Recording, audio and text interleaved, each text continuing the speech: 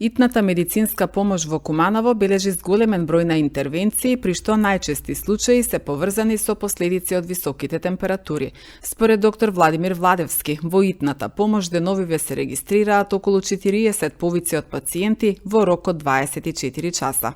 Има зголемен број на повици, особено на јавни места. Најчесто се работи за колапс на пациенти од високи температури, остроглавици, гадење, повраќање и други симптоми. Најчесто се постари лица над 65 години, хронични болните, тука спаѓаат и кардиолошки проблеми, белодробни болести и редовни другите, помали деца, така, тие се по ризична категорија. Бројката е голема над 20 посвети интервенции во текот на денот во една смена. Исто и ноќната смена, околу 40 посети во текот на 24 часа. Прво што треба да направат да избегат од сонцето, тоест да се отидат под сенка на некој полавно место, да легнат во хоризонтална положба и има многу течности.